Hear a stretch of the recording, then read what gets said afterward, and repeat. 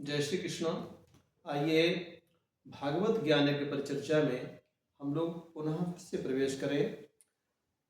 श्री सुखदेव जी महाराज कहते हैं, हे राजन परीक्षित, एक समय सिंधु सौवीर देश के राजा रघुगुण ज्ञान प्राप्ति की इच्छा से पालकी में बैठ करके और कपिल मुनि के आश्रम कपिल धारा यानी कलकत्ता जा रहे थे। निवेदन ये है, उनकी जो पालकी ढोने वाले कहार थे, उस कहारों में से एक कहार थक गया और कहार की खोज में कुछ उनके परिकर निकल करके कहार खोजने लगे इतः ततः इधर उधर। उसी समय जो जड़ भरत थे, ये जड़ भरत कहीं अपने जंगल में अरण्य में आनंद से बैठे थे, प्रभु का भजन चिंतन कर रहे थे, क्योंकि इनके परिवार वालों ने, इनके परिकरों ने तो उनको निकाल ही दिया था घर से बाहर। तो ये अपने इधर उधर घूमते रहते थे, मनमस्त रहते थे, प्रभु के चिंतन में डूबे रहते थे। इन्हें क्या पता था, उन कहारों की दृष्टि में, उन सेवादारों की दृष्टि में ये बहुत ही हट्टे कट्टे नजर आए। उन्होंने सोचा ये बहुत अच्छे हैं, ये बहुत बढ़िया पालकी जोतेगा, ये हट्टा कट्टा भी है, तंदुरुस्त भी है।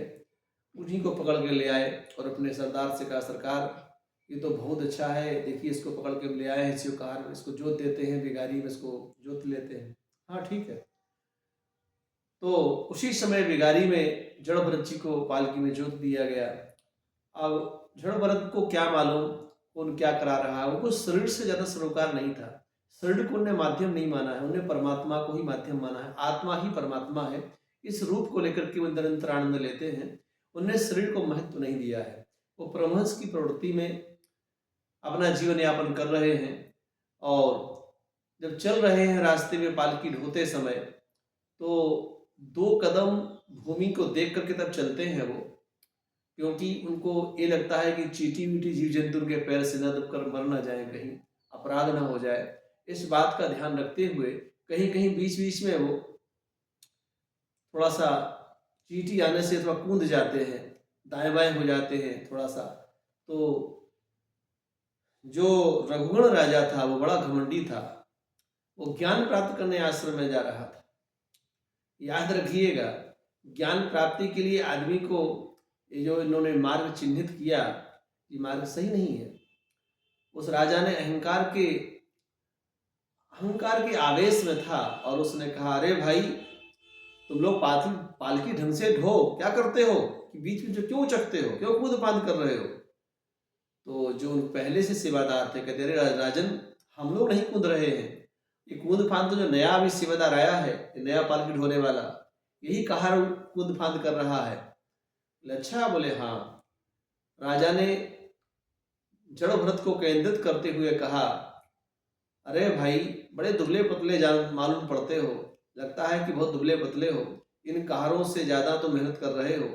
ये लोग तो बहुत कम मेहनत करते, तुम ज्यादा मेहनत करते हो, इसलिए लग रहा है तुम थक गए होगे। ऐसा व्यंग्यात्मक वचन का प्रयोग किया।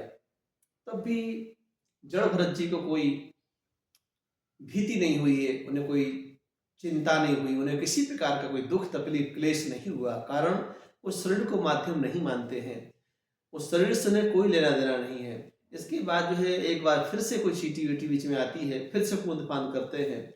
उसी में राजा भड़क जाता है, क्रोध में आकर के, आवेश में आकर के, और वो डांटते हुए डपटते हुए बोलता है, अरे मूर्ख कहीं का, तुमको समझ में नहीं आता कि मैं राजा हूं, मैं तुम्हारा स्वामी हूं, तुम मेरे सेवक हो।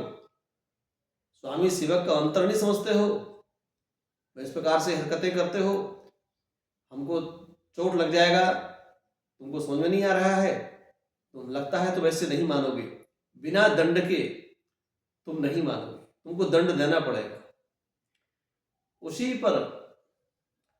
पर ऐसी बात सुनकर के जड़ भरत जी ने बड़े विनम्र भाव से कहा, अरे राजन, कौन स्वामी और कौन सेवक, इस संसार में कौन किसका स्वामी और कौन किसका सेवक है, ये व्यर्थ की बातें हैं। ये जीवात्मा परमात्मा का स्वरूप है, ये जीवात्मा परमात्मा का स्वरूप है। ये संसार नश्वर है, कहते हैं ईश्वर सत्य जगन मिथ्या, ये संसार झूठा है, जो मुझे दिख रहा है वो है नहीं, और जो नहीं दिख रहा है वही है। यहाँ कोई किसी का ना स्वामी है, ना कोई किसी का सेवक है। सबसे बड़ा स्वामी परवरदिगार परमात्मा है, और उससे बड़ा संसार में कोई नहीं है। जो अपने आप को झूठा मान बैठ रहा है कि मैं राजा हूँ, मैं फलाना हूँ, मैं ठिकाना हूँ, कब राजा रंक बन जाए, कब रंक राजा बन जाए, इस सांसारिक क्रम को कोई नहीं जानता है। ये झूठी डींगों को नहीं हाँकना चाहिए। इस प्रकार की जब बात जड़ भरत जी ने कही, तो जड़ भरत जी की बात को सुन करके राजा का अज्ञान कुछ थोड़ा दूर हुआ। उसको लगा कि लगता है कोई साधारण व्यक्ति नहीं है, तो कोई लगता है कोई ऋषि मुनि है, हमसे अपराध हो गया। तत्क्षण पालकी रुकवाया गया, और रुकवा करके पालकी को जो है और उनके चरणों में गिर जाता है रघुगण। रघुगण कहता है, हे महाराज, हम आपको पहचान नहीं पाए। अवधूत वेश में, इस अवधूत गण वेश में आप इस प्रकार भटक रहे हैं, हमको नहीं जान पड़ रहा है। साक्षात कहीं कपिल मुनि ही तो नहीं है भगवान आप, हम आपको नहीं पहचान पा रहे हैं। आप बड़े ज्ञानी हैं, हमसे अपराध हो गया, हमको क्षमा करिए भगवान। हम ज्ञान प्राप्ति के लिए जा रहे हैं, ज्ञान प्राप्ति के लिए कपिल मुनि के आश्रम में जा रहे हैं। तो भरत जी ने कहा, अरे मूर्ख कहीं के, ऐसे ज्ञान सीखा जाता है? ज्ञान सीखने की जो क्रिया है वो सही नहीं है। अरे आदमी कहीं तीर्थ में जाता है, कहीं भगवान का दर्शन करने जाता है, तो पग यात्रा करता है, पैदल जाता है। तुम हिंसा कर रहे हो, तुम लोगों के द्वारा ज्योति ही पालकी में बैठ करके तुम इस तरह से ढुआ करके तुम जा रहे हो, पालकी में बैठ के जा रहे हो। इससे अच्छा पैदल तुम्हें जाना चाहिए था। तुम ज्ञान सीखने जा रहे हो, कहीं के अज्ञानी मूर्ख कहीं के। अरे भगवान, हमसे गलती हो गई। अरे जब आदमी संत से मिलने जाता है, या संत दरवाजे पे यदा कदा कभी आ जाए, तो कहते हैं संत मिलन को चालिए तज माया अभिमान, और ज्यों ज्यों पग आगे धरूं तो कोटन यज्ञ समान। जब आदमी संत से मिलने के लिए जब आगे बढ़ता है, संत का दर्शन करने जाता है, और भावनाओं के पवित्र भावनाओं के साथ आगे बढ़ता है, तो उसके मन में ये भाव होता है कि मैं संत से मिलने जा रहा हूँ, मैं भगवान में संत जो भगवंत से ऊंचे हैं, ऐसे महापुरुषों से मैं ज्ञान लेने जा रहा हूँ, भक्ति लेने जा रहा हूँ, उनसे उनका दर्शन करने जा रहा हूँ। ऐसा भाव रख के जब संतों के शरण में जीव जाता है, कोई मनुष्य जाता है, कोई राजा रंग कोई भी उनके शरण में जाता है, तो कहते हैं उसको ज्यों ज्यों पग आगे धरूं, जैसे जैसे पग आगे रखता है, वो जितने पग बढ़ा के जाता है, उतने करोड़ों यज्ञों के समान उसको पुण्य की प्राप्ति हो जाती है। और तुम मूर्ख कहीं के, इंसान से तुम अपने आप को ढुआ रहे हो, जैसे इंसान कोई नम से कोई भेड़ बकरी है, और इंसान के ऊपर सवार होकर के तुम ज्ञान सीखने जा रहे हो, कहीं के बड़ा ज्ञानी बनने जा रहे हो अपने आप को। ऐसा जब जड़ भरत जी ने उपदेश किया, ज्ञान दिया, तो जड़ भरत जी की बातों को सुन करके और रघुगण जी की बुद्धि एकदम चकित रह गई। उसी समय सुखदेव जी राजा से कहते हैं, हे राजन परीक्षित, जब ऐसा रघुगण ने सुना तो चकरा गया, और हे राजन, तुमने जो कुछ कहा है वह सब ठीक है, आपेक्ष नहीं है। यदि भार नामक कोई पदार्थ है तो वह ढोने वाले देह को होगा। इसी भांति यदि कोई गंतव्य मार्ग हो तो वह चलने वाले देह के लिए होगा, ना कि मेरे लिए। मैं चेतन आत्मा हूं, मेरा देह से कोई संबंध नहीं है।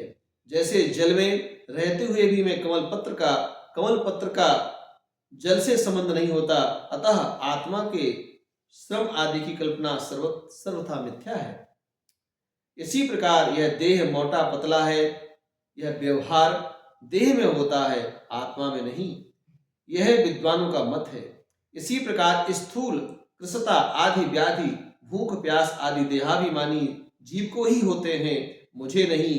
ये श्रम आदि केवल व्यवहार मात्र हैं, इनमें सत्यता नहीं है। मेरी आत्मा से इनका कोई संबंध नहीं है। उत्पन्न और नष्ट होने वाले यदि संपूर्ण जगत ही जीवन मृतक कहा गया है, आत्मा के प्रति ऐसी कल्पना संभव नहीं है। जहाँ स्वामी और सेवक भाव नित्य होता है, वही आज्ञानुसार सेवक का कार्य संपन्न होता है। मरने पर तू क्या स्वामी रह सकता है? प्रवृत्ति की चिकित्सा तू क्यों करेगा? और उस चिकित्सा से होगा भी क्या? तू आटे को पीसकर गेहूं बना सकता है? तू आटे को पीसकर गेहूं बना सकता है? मूर्ख कहीं का चला है ज्ञान सीखने के लिए। इस प्रकार का जब दिव्य उपदेश, दिव्य गुण उपदेश महाराज जड़ भरत जी ने रघुगण को दिया, रघुगण के ज्ञान चक्षु खुल जाते हैं। वो चरणों में बार बार गिर करके अपनी गलतियों की माफी मांगता है और माफी मांगते हुए और भगवान से प्रार्थना करता है, हे परवरदिगार, हे परमात्मा, मुझको तो आज लगता है कि मेरे ज्ञान चक्षु खुल गए, कि साक्षात कपिल भगवान ही मेरे पास आ गए हैं अवधूत वेश में और मुझे ज्ञान दे रहे हैं। इस प्रकार का अब आगे जड़ भरत जी का और रघुगण का संवाद विस्तार से आगे भी होने वाला है। और रघुगण का सारा जो उसकी जो दुर्बुद्धि थी, उसकी सारी दुर्बुद्धि का समापन हो गया और सारी बुद्धि का समापन हो जाता है और उसकी सद्विवेक जागृत हो जाता है और वह जड़ भरत जी से ज्ञान लेकर के भगवत प्राप्ति के उस मार्ग में आगे बढ़ जाता है। इस प्रकार से मैंने आपके सामने जड़ भरत जी के द्वारा राजा रघुगण की ज्ञान किस प्रकार उनको प्राप्त हुआ यह आख्यान सुनाया। आगे और भी सुंदर सुंदर आख्यान हम आपको सुनाएंगे। तब तक के लिए जय श्री कृष्ण।